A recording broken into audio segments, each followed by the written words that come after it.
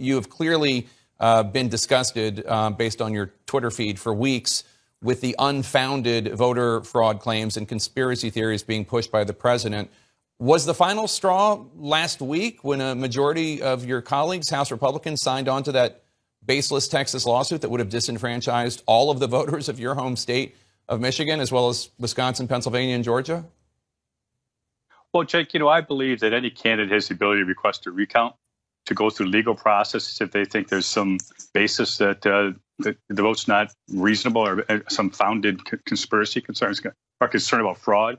But we've gone through the process. And as I saw that amicus brief, as well as the discussions over the weekend in the national media, it became clear to me that I could no longer be associated with the Republican Party, that leadership does not stand up and say, the process, the election is over. It's over today.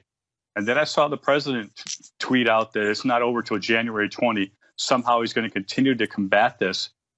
The people have voted. As I said in my letter, I voted for Donald Trump. I supported the administration policies 95, 96% of the time the last two terms. I've been active in the National State Party.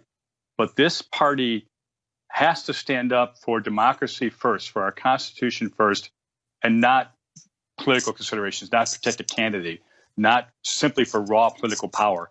And that's what I feel is going on, and I've had enough.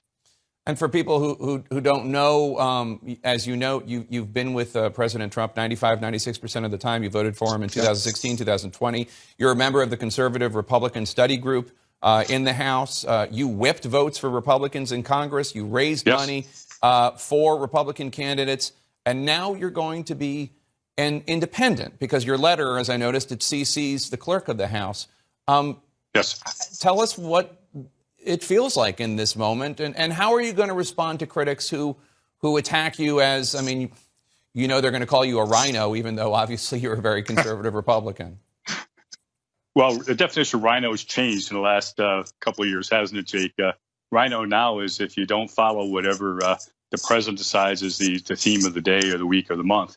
I'm a conservative. I'm a fiscal conservative. I believe in small government.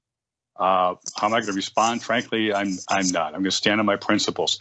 I've not spoken with hardly any of them. I've spoken with one other member who believes there are concerns with some states or others have done. But I didn't believe the brief was appropriate or valid. I believe the lawsuit, it was, I'm trying to think of a polite term for it. You don't have to be polite.